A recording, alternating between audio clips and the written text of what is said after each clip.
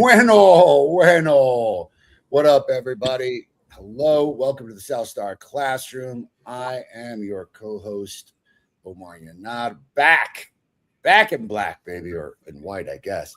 I was gone last week. Parts unknown, ladies and gentlemen. Parts unknown, as Doc likes to do, man. He's just like, yeah, I was somewhere. I tell you after. I just don't tell him before. That's indeed correct, man. You know when I'm back home. But I wanna say I'm happy to be back, and just want to check in with everybody, man. See what's going on, Doc. I know you've got some sad news to talk about with an event that happened in Texas. But Dave, it's good to see you, brother. What's going on? I like the TP in the back. There we go. What's up, everybody? Good afternoon. Things are well. I started tracking my sleep. Hell yeah! And I'm starting to like pay more attention to my sleep, and I've been getting really good sleep. Paying attention, I have a tracker that I wear. First time I've ever done it, and it's good. It's good. And you wake up, you can look at your data, but then the data is also reinforced by like how you feel, right? Is this like the Aura Ring? Huh? Is this the Aura Ring that you're using? Aura Ring. Yeah. No, I'm using a Fitbit. Okay. Device. Gotcha. Yeah. So it gives me a full report, and it's interesting. You can see your REM sleep, your deep sleep, your interruptions. But dude, it's fucking helpful, is what it is. It's very helpful, yeah, because sleep is really important, especially at my age. It's like sleep is tied to like bad sleep is tied to all kinds of issues like heart disease and just feeling burned out. So I'm going to become a sleep advocate. Okay. Yeah, man. I joke about it all the time, but while I personally think it's a bit of a kind of tongue in cheek, I am actually a nationally certified sleep expert.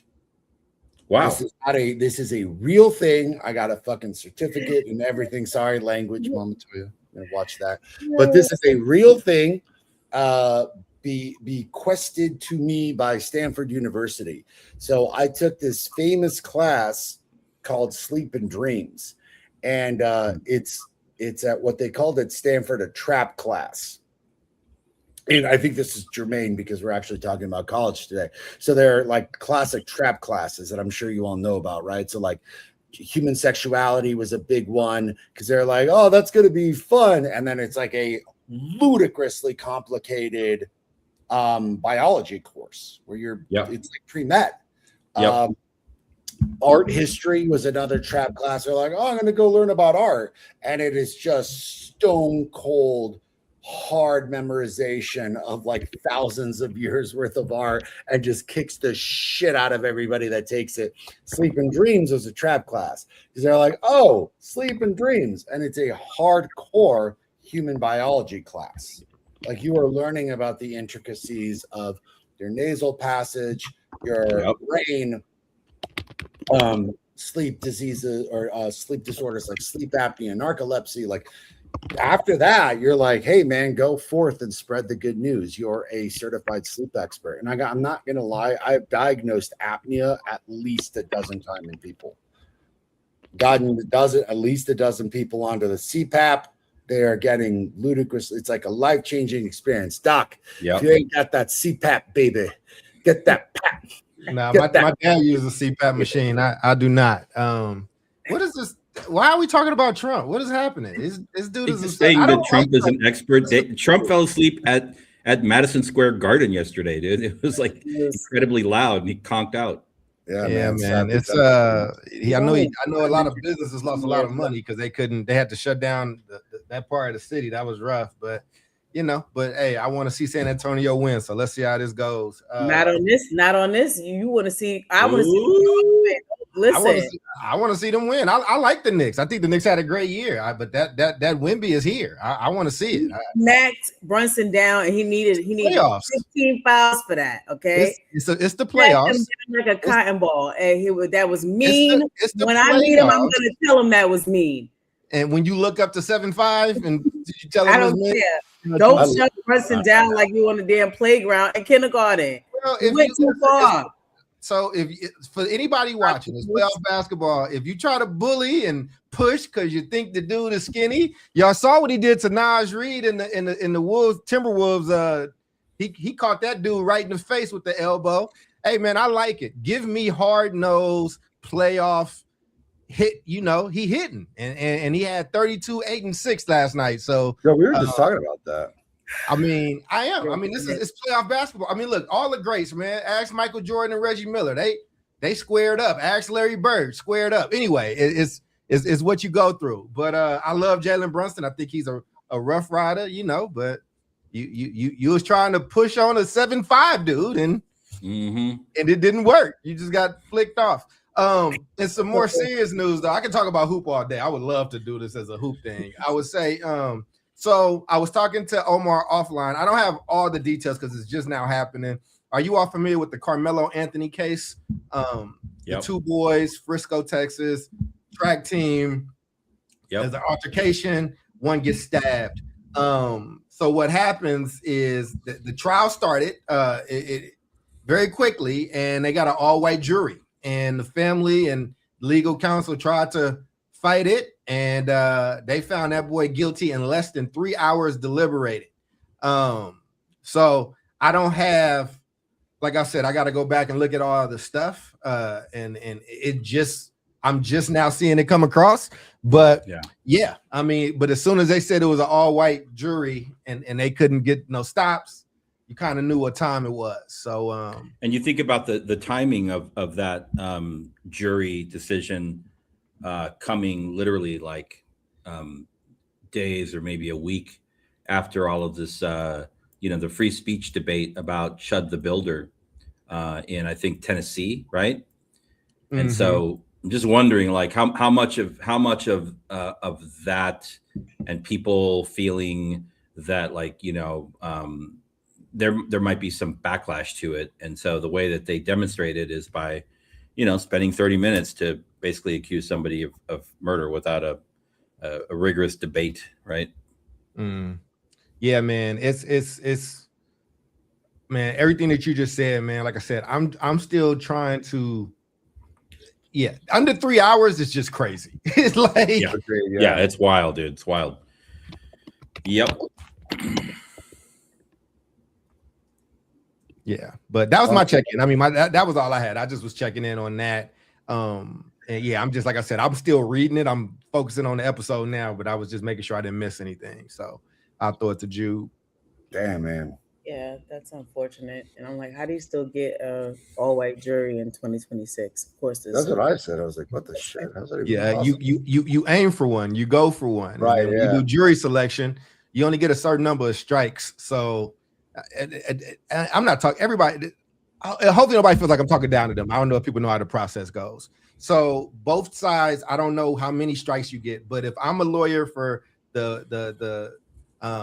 if I'm a lawyer on one side and Omar's a lawyer on one side, we do jury selection together. There's the pool. We have, let's say we each got 5 strikes. So Omar can strike people up to the X amount of people that I choose, no questions asked. I can do the same. Yeah. And it's like there's whole, I started out as pre-law, but there's whole classes and theory around how you do jury selection and how the strategies and all that stuff around it. But yeah, man. Anyway, it's unfortunate that they're gonna appeal. We'll see what happens. Yeah. Jude, how are you doing?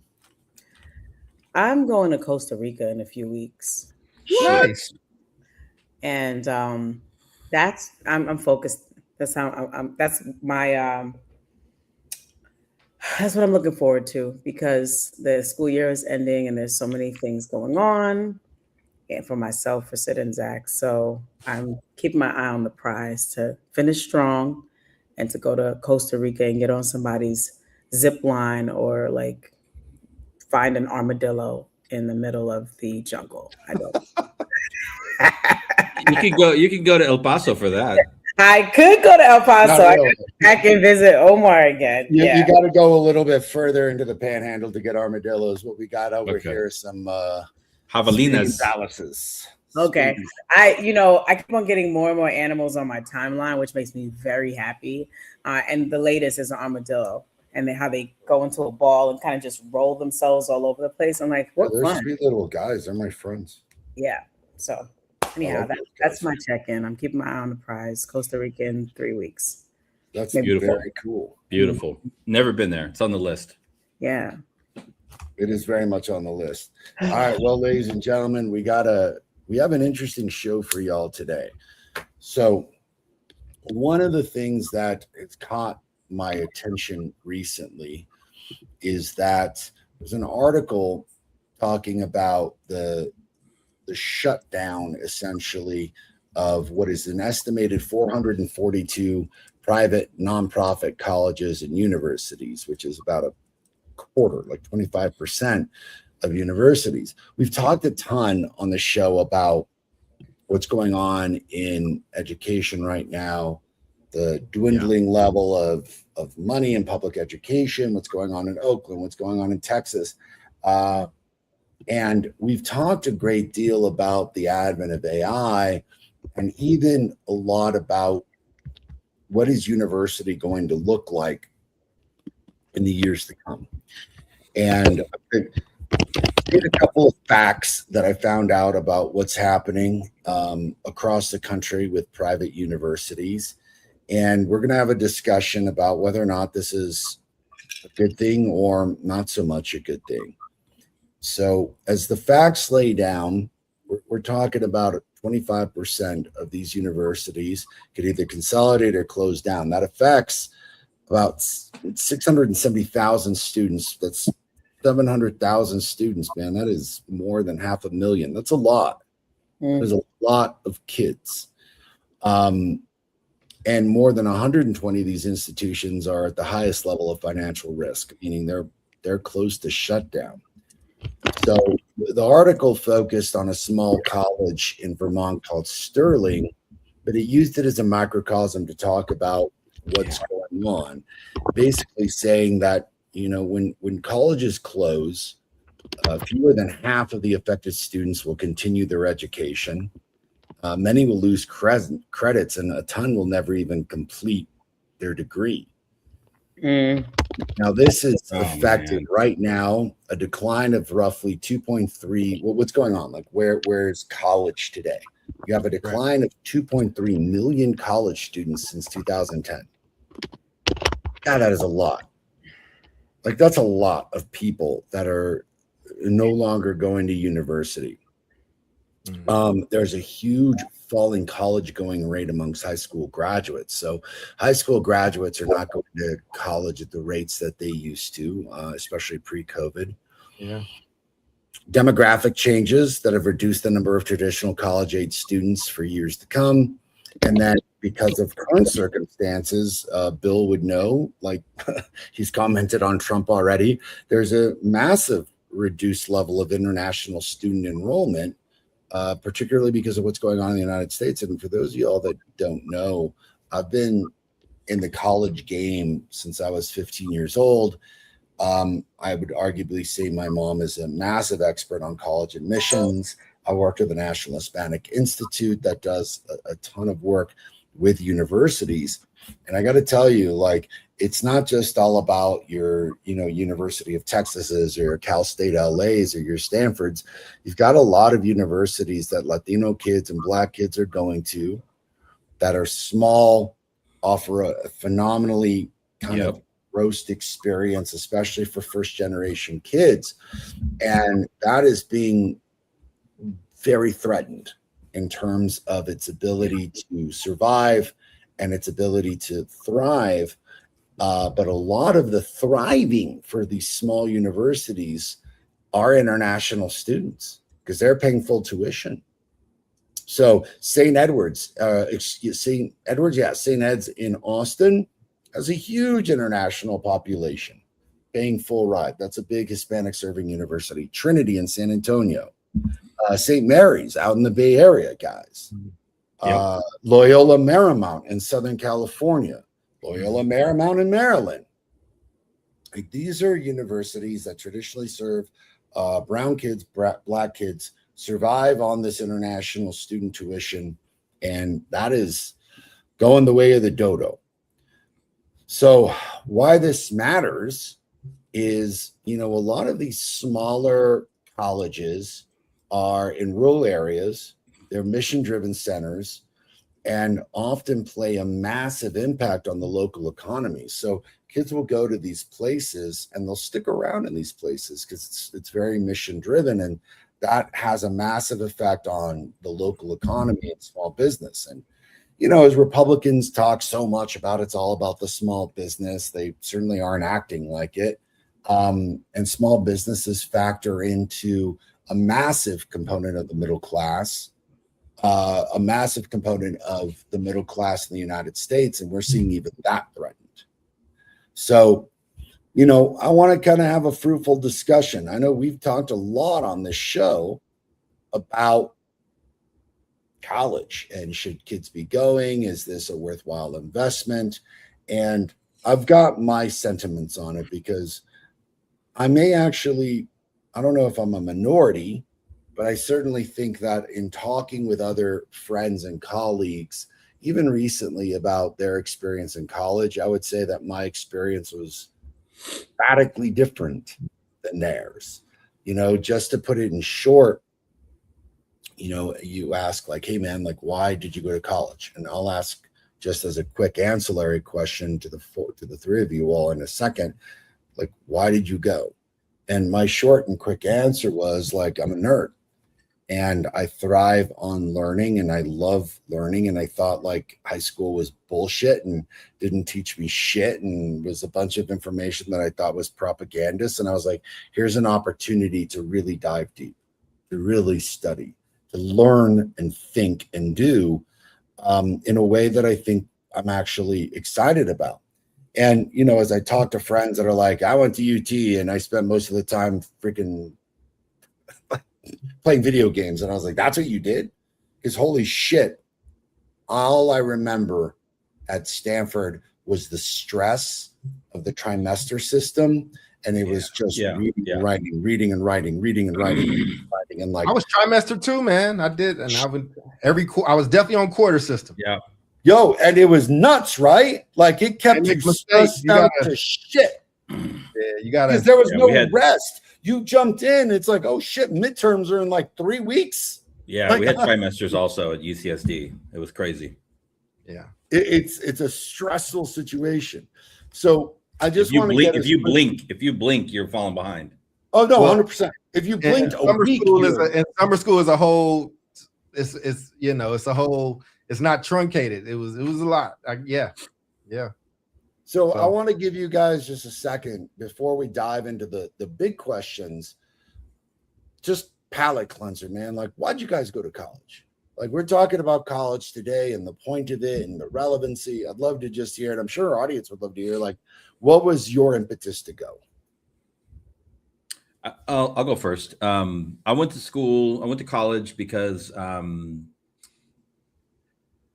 good question. Thinking back, my parents, didn't have access to higher education.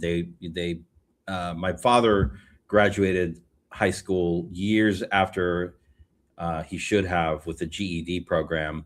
My mom never finished, so they never had access to, the full breadth of like K-12 and no college. So the idea was like they worked very hard to raise a family to get us to the point where we could take advantage of that. Right. And so we did, me, my sister and my brother did some college. My other sister did some college. We all moved into like professional careers. And so for me, it was about, making that like not leap, but like taking the next step. And that's what I did. And ever since, from the time that I walked in the door to San Diego Mesa College, which was a community college, to the time that I walked out of my graduate studies at Cal State East Bay and everything in between, including my time at University of California at San Diego, for the most part, college was a continuous experience of learning and at some points just like straight up like blowing my fucking mind, Yeah. with new information. I think primarily in the undergrad years, it was incredible. It was totally incredible, man. And I would trade it for nothing. Yeah, man, I love that answer. I love that answer. What about the rest of y'all? Let's see. I would say, well, right of refusal for our the matriarch of the show. You said go. It's up to you. Yes. Okay. Yeah, I would say. I mean, honestly, I was poor, and the lie that what I believed, whether it was the truth or not, was without it, I would die. And again, you gotta understand, when I'm coming out of high school, I done already had a few friends die. I done had a few. It's kind of going. Nobody else in my family went to college. I had a few basketball scholarships. I was decent. I knew I wasn't going to the league, so I had a partial scholarship to Hawaii Pacific and Hawaii Chaminade, and then the best package was from a school in Idaho. And when I looked deeper, they only had all their black students just play sports. It was like less than like the 1%. It was just the whole athletic department. So I didn't do that. And I was having knee trouble, so I didn't want to go to Hawaii and something happens, and then I'm on the hook for the rest of this stuff. So I did undergrad at Cal State Hayward, East Bay. I was so focused in school, so I had to pay for it. Like my parents weren't literate. I owe a lot of money now. This is another reason that this shit is happening, because I just got the letter from this administration. Stuff is starting back up July 1st with a lot less options, and they're going to be a lot more expensive.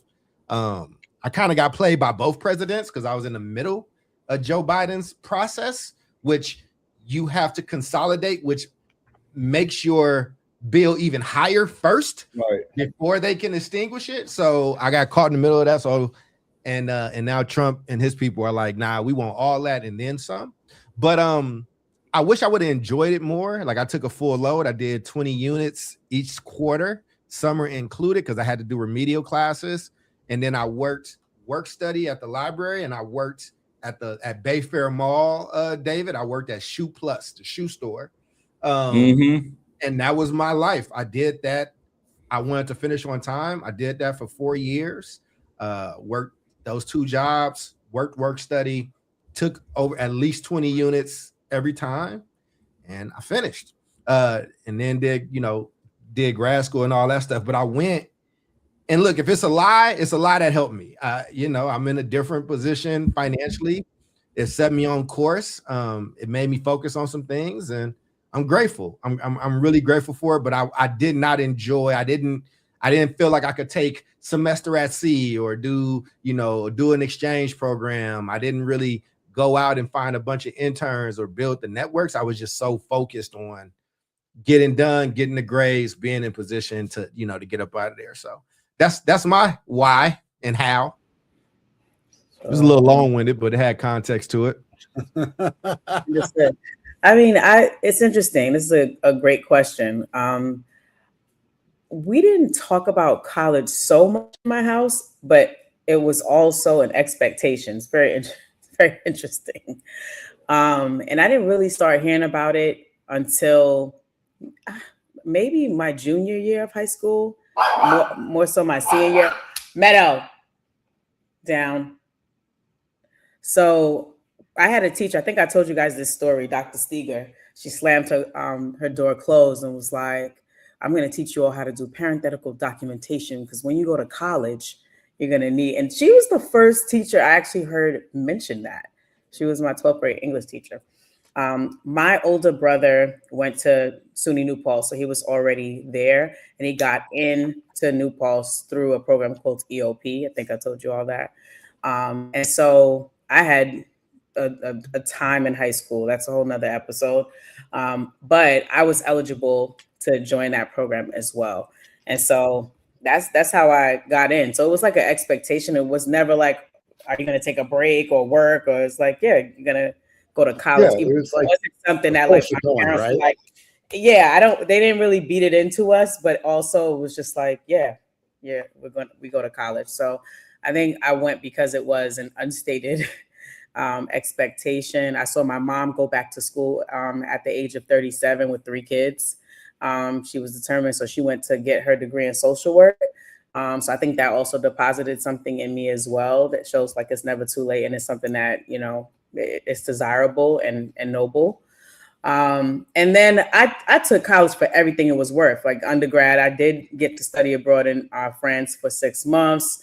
You know, I got to go to all the parties. I got to make sure I never had a Friday class.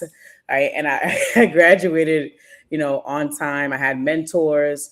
So it was a really full experience for me that, and if I had to choose again, I'd do it all over again. I probably wouldn't change much. So I can tell you some stories in line with that. You want to know what we did? Because nobody in my family ever went to college. Me and my mom, me and my parents filled out my schedule, and they were trying to do this thing to get people to graduate. So you were part of these academies. So the first year they said if students stayed together, they had a better chances of graduating. Little black kids, little brown kids, right? Yeah. So but you're locked in. So I just say that to say we don't know nothing about college. Nobody went to college, so we made my schedule like it was a high school schedule. So I had classes Monday through Friday, 9 to 3. No, actually 7:30 to 3 because psychology, Psych 101 was a seminar. So that's like it's like 100 minutes or something. Like it was 150. It was a lot. And I was stuck for the full freshman year of yes. So what you don't know can absolutely hurt you or at least hamper your college going experience. Yeah. Shout out to that dude named Mike Black. He was my mentor when in my freshman year. He was a senior and he put me on to game. He's like, here's how you could go through 4 years and never have a Friday class. And so I feel for you. I'm sorry. I was in the class, Charles. Damn, Chuck. I'm sorry, brother, man. I'm a doctor now. It's fine. See? Happy accident. It's paid off. That's what's up, man. I think that the four of us share something, and including Bill, who's like, I went to college because I love school. There's something to that. And I want to, before we jump into the questions, just quickly say that right now is a weird time in terms of discussing college because it's such a humongous investment. And we're talking, guys, we're looking into this for my niece Alea. Columbia's asking $75,000 a year for undergrad. Like that's prohibitive, for Christ's sakes. Like that's insane. You know, I bought my house in El Paso for the price of 2 years in college. Like that is an insanity. And that's, I think, on that far end of the spectrum. Then, you know, I talk to friends that are like, I went to college and played video games and partied and shit. And I'm like, well, why'd you go to college? So you're just that kid who, you know, went through the motions, didn't really learn shit, and got yourself a degree because it looked good, because your parents expected you to it, but you didn't really get shit out of it. And I feel as if two things. One, my experience in college personally was one of just extraordinary excitement and learning. I'm just a nerd. So being able to learn, and, you know, people are like, what the hell, political science? What the hell are you going to do with that? History? What the hell are you going to do with that? Like, you're going to ask everybody to what kind of mustard or dressing they want on their French fries on their way on a ski trip with those degrees. And I got to tell you, it's funny because I've done nonstop thinking about that experience in college. And I'll tell you what I learned. I learned how to think. I learned how to speak, and I learned how to write, and I learned how to read, and I learned how to dissect information. And I got to tell you, neurologically, I probably grew exponentially as a result of that time. I know I did grow exponentially as a result of that time, where many of my friends, I think, had like radical recidivism. And as I look at Gen Z and that decline cognitively that they're having, and that amount of decline that's occurring because of too much time on screens and whatever it may be, it makes me rethink those 4 years in college, not my experience, because I would do it all over again, but makes me rethink about why kids should go. And I think one is the ability to read, write, learn, and think. And that, I think, is becoming a lost art in this world. And is college the place to do it? It was for me, but especially for young Black and brown kids, it was a massive kind of eye-opening experience into this world and this country and how this country operates. That, I think, was of extraordinary levels of worth, because we live in insulated little communities. And when you get out to these places, you're like, oh shit, this is how the world works. This is how networks happen, how kind of having to be in the room makes a ton of sense. Are we excluding our Black and brown kids from those very special relationships and rooms as a result? And that opens up question number one to the team. So when a college closes, who bears the greatest burden? You know, what happens to our Black and brown kids, our first generation kids, our low income kids? Like, when I ask who bears the burden, I'm not asking about the college. What happens to these kids who spent it all to get into this place, and then all of a sudden it just kind of collapses in front of them? Yeah, I think I mean, one, the numbers are already down for Black males. Already down. Oh, and also, if Cass is acting up in the in YouTube, I will block you. So whoever Save America is, get your shit off, because as soon as I get my hand back on the thing, you up out of here. But I think, listen, I think college is still, if you look at the numbers, it's still one of the best determinants of like changing your position from being in poverty to not being in poverty. It's still like the amount of more money that you will make. It's still documented, even though that gap is somewhat closing. I think college does itself no favors by watering down the product. I think when you tie that in with the rising cost, the things are going up and more things are going away, including quality. I also think, and I Omar, you can stab me for this one. If I could do it again, I would. Poli-sci would be a minor. I would not major liberal art. If I had a child and I had to pay for that child to go to school, I need you to engineering, bro. It's something STEM. It's something that you can only get here. Because my dumb ass, who also didn't know how to build a schedule, I thought I had to do poli-sci to go to law school. You can major in whatever you want if you can pass the LSAT, you know. And you can take some other classes, you know, for your prereqs. I say that to say it's still an option that a lot of families will need, and I'm still a proponent of college. I think that we're in an overcorrection of a pendulum, but I think it will swing back. I think it is where we have to have a free college system, man, to allow for discourse in this country. But we're also becoming a less literate society. I just did a big show on that on Color Commentary, and it's getting a lot of comments. So that's my nuanced answer, Omar, where it's still value it. I think that we have to be more educated when we go in. I needed to be, in my case. I don't want to speak for other people, but shit closes, Omar. Like, I didn't know hospitals closed until I got on the hospital board. The hospital I was born in just closed a few years ago, you know, and churches close, you know, if they ain't got the people. It ain't just schools, and universities close when it's so expensive and you still paying people even less, and you can't, and even the good professors you got, you losing because now they're afraid to be themselves and to challenge you in this new climate without being called some kind of name or being disgraced. It's just a perfect storm for this shit to start going away. So yeah, that's my long-winded answer. How do you two feel? Well, I'm here thinking about whether or not we're being as responsive as we need to be. I agree with Charles. Like, yes, things close.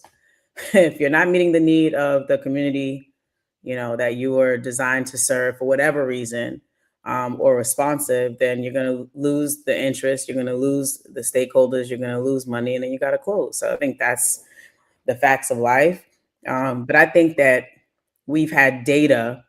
We've had enough data over the past at least 10 years to know that this was coming down the pike, if not more. We knew this generation, was going to be different. We knew that these were the kids born with, they came out the womb with the iPad and possibly a Neuralink. So what exactly are we doing, in terms of how we are educating them that is going to increase the demand and draw them into these institutions when I can go on YouTube, right? Or I can do some kind of fast track class, or, so that's my question is like, how responsive are we really being? Are we looking at the data to say, you know what, we need to offer more classes on this, because this is what Black young men are interested in, right? And then also we've got data around just their personalities and social skills, right? This generation, so if my microwave doesn't work, I'm not going to die. You want to know why? Because I know how to turn on the stove and heat up food on the stovetop, right? Right. If there's not cooked food, I can go in, put some ingredients together and put something together and cook a meal. Right. And of course, I'm going to teach my sons to do that. However, that's not something that's innate, because they'll be like, there's no food in the house, or man, the microwave doesn't work. What are we going to do? And so again, this is the generation we're working with. Delayed gratification is not a thing for them, right? Because along with going to college and just loving the idea of learning and reading and all of that, you need the other skill sets to be successful in college. You need to know how to negotiate. You need to have a level of discipline. You need to know how to, represent yourself and get a point across. You need to know how to show up at registrar office and go to the financial aid office. There's all these other pieces that you need to learn how to navigate in order to be successful in college that have nothing to do with the classroom, right? And so I think our generation was prepared for that. I think we had a lot more just responsibility to carry a heavier load and to be like, hey, figure it out, do it. So-and-so did it. We climbed 15 mountains to go to school.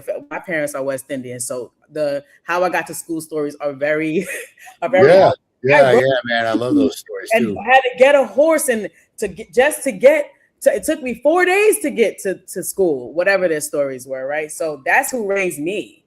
And so I think this generation, there's a gap there.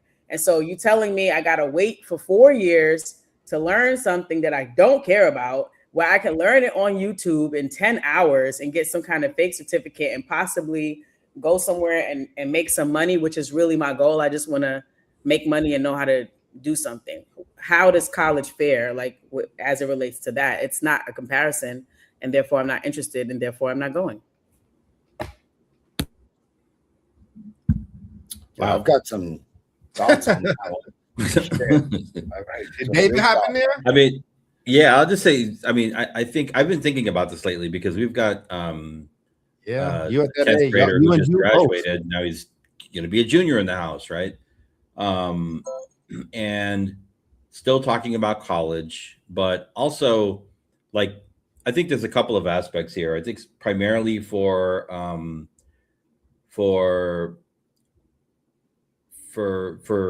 son, for Micah, as a young young adult growing into the world, especially in this time with so much going on about race, and like, what does it mean to be a citizen of the United States of America? What is my place in it? As a young, Mexican American, I think you have to have the background, the academic background, the kind of liberal studies background to do the critical thinking work that's going to equip you for navigating whatever changes come, in the next like 40 to 50 to 60 years, because they're going to come, right? We're going to go through another crazy, tumultuous political upheaval. And the only way you can navigate it is if you can step back and kind of analyze it at a meta level. And the only way you can do that is if you're equipped with some educational tools, if you've studied, right, history. And so there's that. I think there's still tremendous value in that.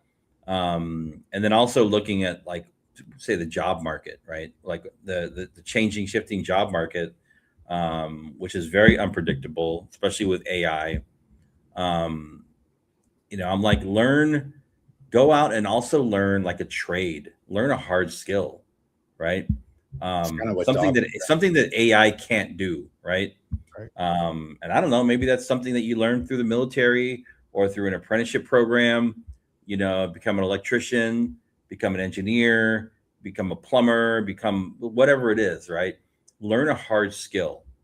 So I think for young people now entering into the workforce, I still think college is definitely, at least in our home, part of the equation. But it's also like being more strategic about it. Like those, just don't go and study, art or music or biology or whatever it is. You have to kind of follow this like dual strategy now of like essentially like a left brain, right brain strategy, right? So Yeah, I like I a agree. lot about where your head's at in terms of like, look, it's a tough world, and the shit of it is, guys, and like this is a little. and you're giving advice to your students, dude, that are like tons of it graduating, and it's like, yeah. Well, for me, I always feel like, and I'm a little bit like on the doc side and your side, and little. I mean, it ain't all about the money, Jubilee. God dang. And I get it, man. We got to get ourselves out of poverty and shit. But for me and the students of EPLA, I think if I could give them two things, it's one, you've got to learn how to think, work in groups, have that creative problem solving and critical thinking, because you don't know what's going to happen. So I got into it bad with someone in El Paso. This is years ago. And a very rich, powerful, influential dude, I'll refrain from names. And this gentleman was like, every kid needs to code. You need to put your kids in coding. Every kid needs to go through computer science and get this stuff done. And that's an inevitability. And that's the future. And this is what needs to do. And like, no offense to this gentleman. He is a very ambitious man. He opened up a lot of fast food restaurants in El Paso. So thank you for giving our entire community diabetes, sir. But I got into it with him and I'm like, look, dude, like that's short-sighted. And he's like, and I get this a lot in El Paso without like, just by opening my mouth, just by showing up into the room. It's a lot of like, F you Harvard kid, F you Stanford kid. You think you're so great. You think you're so tough. You think you're so big. And I'm like, not only any of those things, you clearly have a massive chip on your shoulder and an insecurity, but these are the things that I learned from these very prestigious places because I'm with the world's richest people. And what they wanted wasn't just the technical skill set. They needed to learn how to navigate a very difficult, adaptive, and ever-changing world. This goes back to EPLA. I'm like, kids, you need both. Because what I told that gentleman is like, coding's fucking dead, bro. Like, I went to Stanford. You don't think that I have a grip on what the hell is going on technologically speaking in this world? We are 30 years behind in the knowledge of what those people know and what is going to be. And I can guarantee you, if all you know how to do is code, that is going to be obsolete. And I said 10 years, and it took 5. And what I'm saying is that, yes, technical skill is important. So what we're doing at EPLA, like, and I'm actually kind of like wanting to step my foot into it myself. I'm like, shit, I want to learn how to do a plumbing job. I want to learn how to do an electrician job. Not only that, toilets break every day. It's $300 just to come look. Ask the homeowners in this chat right now. Okay, like exactly. It's $300 just to come look before you do anything. Straight up, man. And like, I don't know, until the technology shifts radically for electricity and for plumbing, I think those jobs are extraordinary because it doesn't just teach you how to fix those things. It kind of gives you an idea how to fix everything. A blueprint. Yeah, that's right. It's blueprint. Badass. And I think if you can match the technical component, which is don't just learn how to do this, learn how to fix all the things, and then combine that, here's skill sets that will be useful in any line of profession in the future, which is the thinking, I think that's the match made in heaven. Now, this bodes to question 2, which is my worry. A lot of these small universities that we were talking about on the show that are getting shut down, man, they specialize in this critical thinking. They specialize in this navigation of complexity of the world. And they can because you're in a small place where you can get a lot of specialized support. So quick example, I got into a place called Swarthmore College, amazing college out on the East Coast, outside of Philadelphia, small liberal arts college. Man, there was 350 kids in that freshman class. And I was like, holy shit, man. Like, there were more kids in my freshman class in high school than in that. And actually, there were more kids in my freshman class in high school than the entirety of the college combined. I think it was like 700 and something kids. It's like, that is a personalized experience. You're like one-on-one with these professors. The dive is huge. And I want to think about that with these small colleges and ask the question, that could be a very important place for our Black and brown kids. And I wonder. Kicked off Toya again, Omar. Yeah, I saw that, man. And I gotta tell. I'm sorry. I'm sorry that it might have been me. It might have been one of us. I just haven't said nothing in a while. But yeah. I don't know. And I gotta say that, like, I want our grandkids really to learn, but I also want to respect the fact that, like, this is a show for adults as well. Like, maybe we're too sensitive about the words that we're using. You're fine. I actually didn't hear you say anything. Yeah, I don't care. We love you too. Anyways, back to the topic. These small colleges are very relationship based, and those are incredible for students that are marginalized.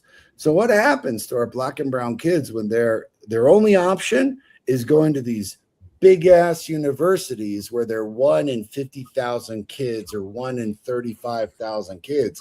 Like, I don't know, man. Like, y'all have been to a bunch of these big places. Like, what happens? Well, I mean, I went to Cal State Hayward isn't very big. I mean, what is it? Mid-level, maybe mid-level, small. Probably be a D3 school, maybe if it was in sports, D2. So, I mean, look, economics of this stuff, man. Like, these things are expensive to run and to have. And I think, again, I get what you're saying. I hear you about Swarthmore, but it's also like, like you said, small liberal arts college that's pretty expensive. Nothing's really promised. You know what I'm saying? Like, there are some Black and brown kids that go there, but you went to that school. There was a lot of rich kids that went there. There's a lot of rich, folks that went there as well that got that's gonna have some bread. So I get it, man. I think that, but like any market, there has to be adjustments, and I think, are we losing educational models that serve? I mean, if I could pick, I would have loved. I don't know why I didn't apply to UK, to Kentucky. Is my favorite school. I'd root for them and everything. I don't know. I was just in my head about it or whatever, but I regret not going to a bigger school. I regret not being a part of March Madness and not having, those experiences are different, but my state school did what it needed to do. I think you need these options of like community college, entry-level state schools that kind of are catch-all for people, and then these higher institutions that are the bigger public universities and the bigger and the privates. You know what I mean? I think you need that ecosystem. But again, that ecosystem been kind of scamming people for the last 15, 20 years. Man, it's a tough bargain, right? Anytime somebody tells me they got to design their major, I'm like, yeah, you ain't got no real skill. Like, you know what I'm saying?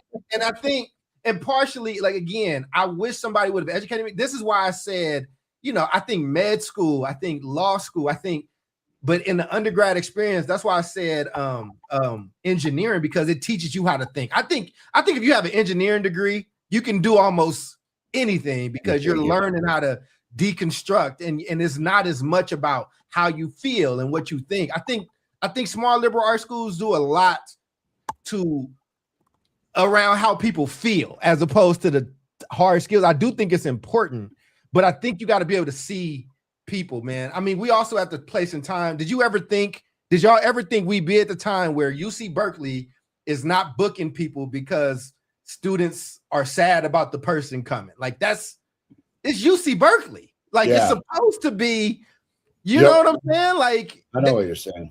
You know, so I just think we're in a time where we're not.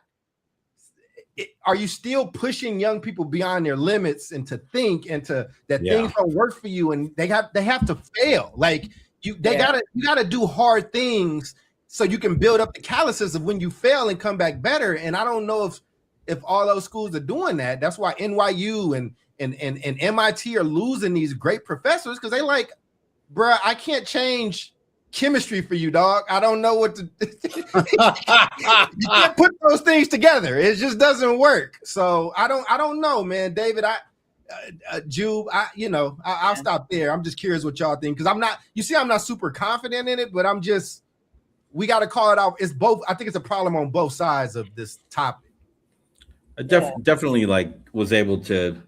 I think most of my college experience, undergrad and then some post undergrad, was still spent in that time where I could tell it was still had a liberal leaning to it, but not till the very end when I was in my my admin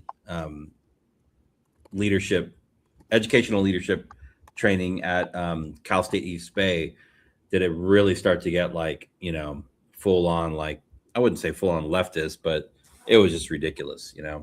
Some of the things that the professors would say, assuming that we were all Obama supporters and just all these assumptions. I was like, what? Am I paying for this indoctrination?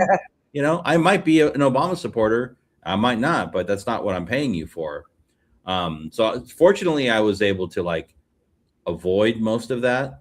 And I think we need to get back to the time where we need to get back to a place where, and I don't know if it's going to happen. It seems like things are scaling back, and it's also happening in a very ugly way. By people being threatened to take away funding and this and that, whatever.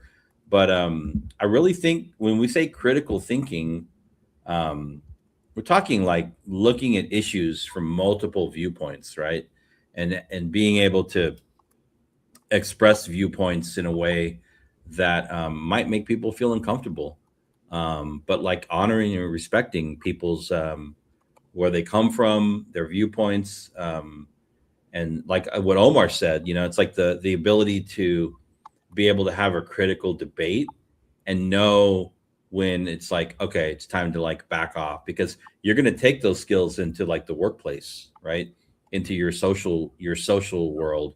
And if you don't have that training, you're going to be that person that goes out there and has an opinion about everything and is not able to listen to other people's opinions and viewpoints. And you don't want to be that person, right?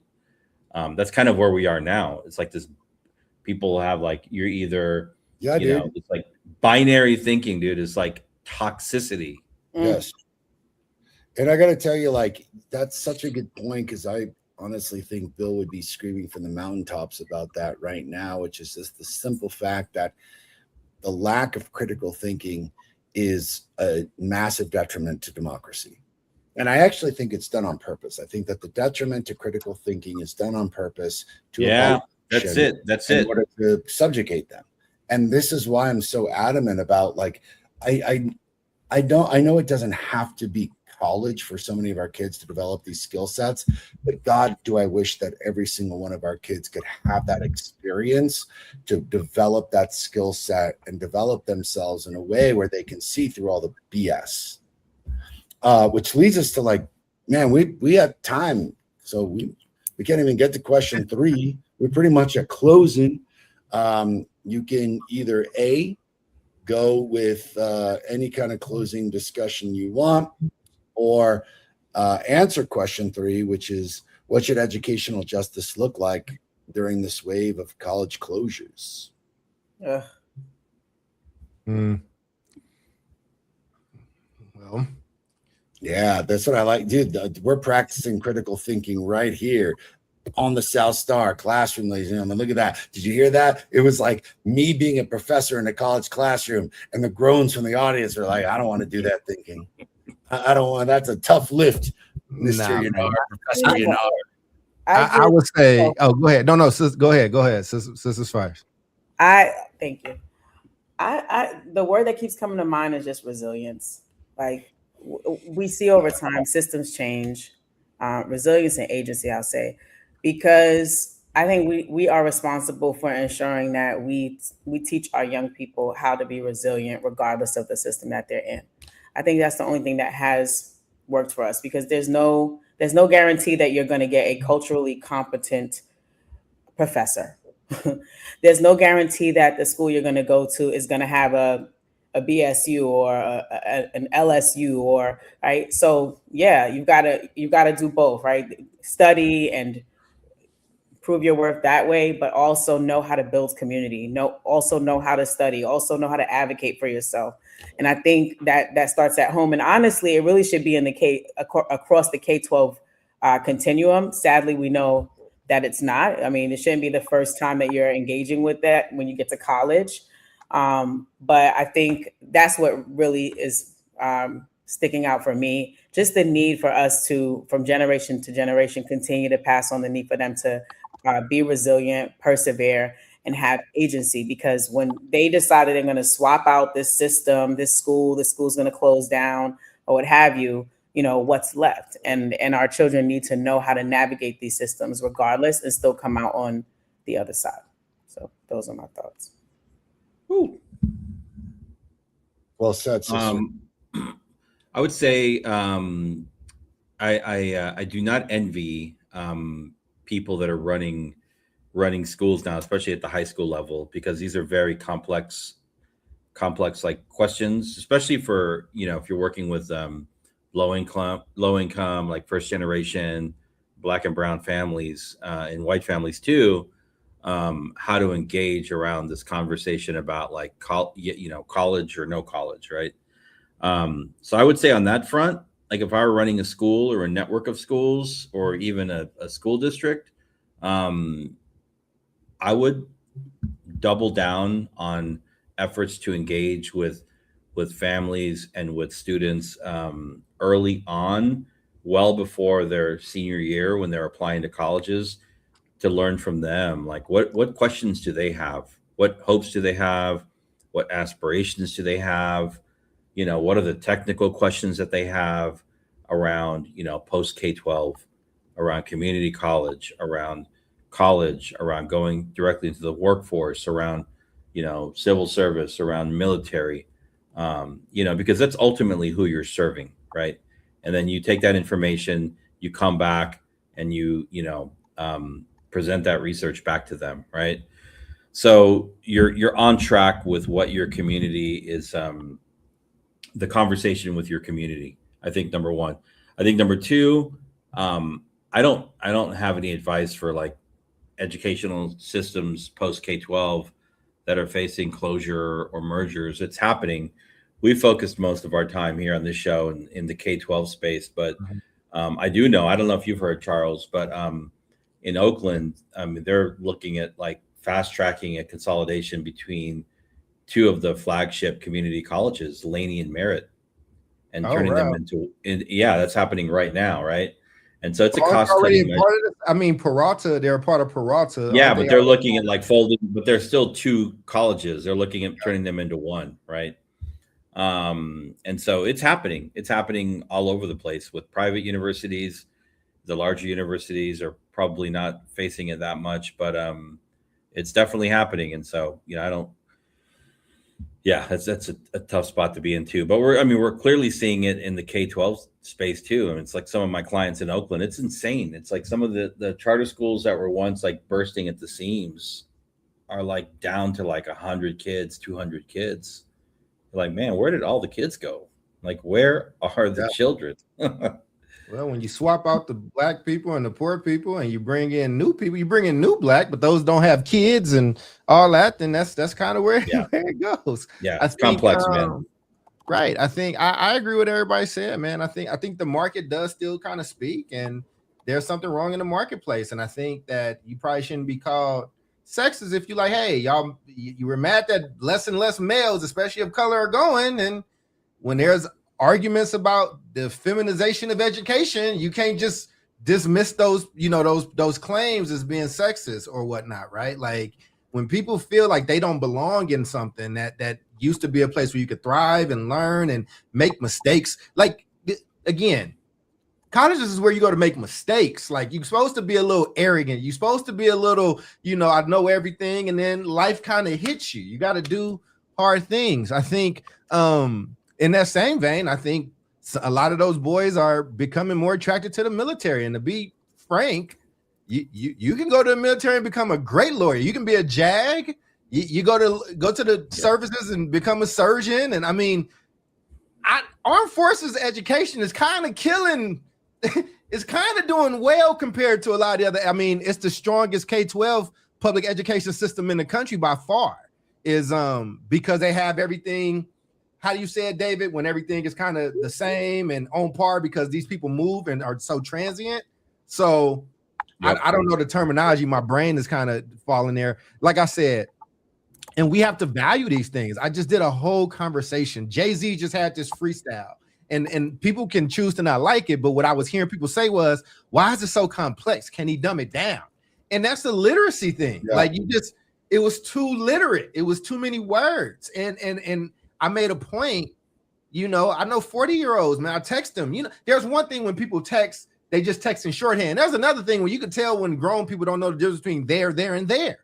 And literacy is slowly becoming a class issue. It really is. And I hate to see that. And so something has to interrupt this. I think these colleges need a shot in the arm, and they got to get exciting again.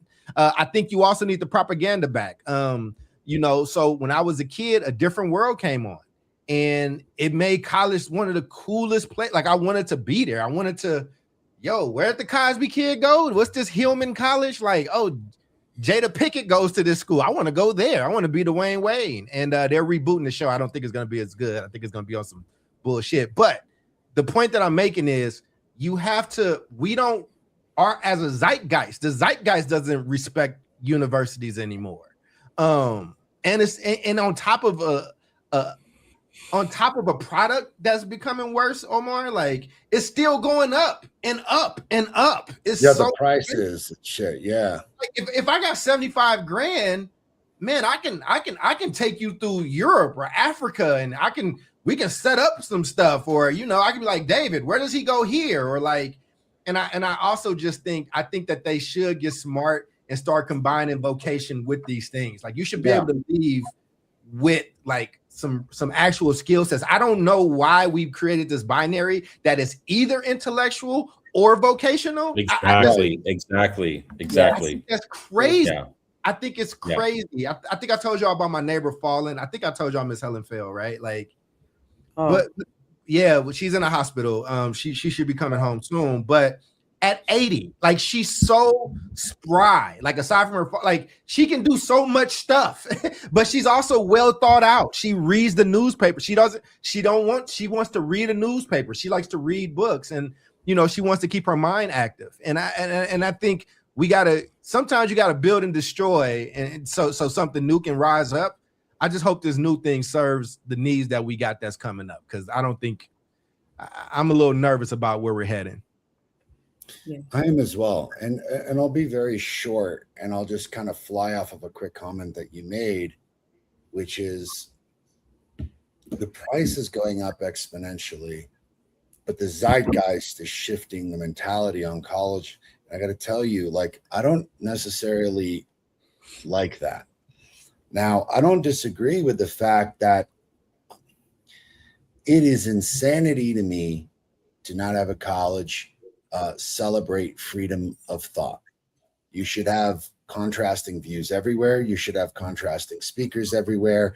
I mean, it was a sound moment in a perfect moment. Like Ice-T came to speak at Stanford, and it was badass. Eric, my brother-in-law, was talking about it. He went to school there, and there was a very controversial moment where he said something derogatory towards a female who was being very derogatory towards him. And he made this like ludicrously astute comment. And he's like, you're going to get angry at my freedom of speech when you decided to get up and exercise yours. Mm. Like, that is what I'm talking about. That is why you're a child and I'm a man, because you need to learn that there are difference of opinions, and that those difference of opinions and finding out why people believe them will lead to enlightenment. That's fucking Ice-T.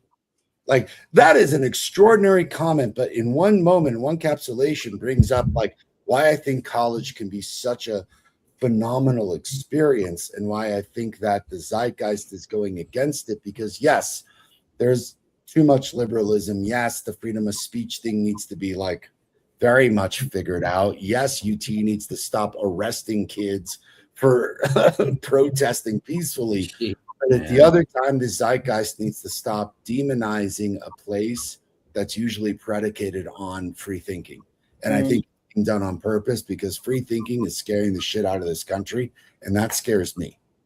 Yeah. On that note, ladies and gentlemen, we are the South Star Classroom. We will be here next week, same bad time and channel, with all things educational, all things controversial. I'm your co-host, Omar Yanar, on behalf of David Castillo, the Beard of Knowledge, the real Dr. Charles Court, the Queen, Jubilee Ransom. We wish you love and peace. My thing's not working. Peace out.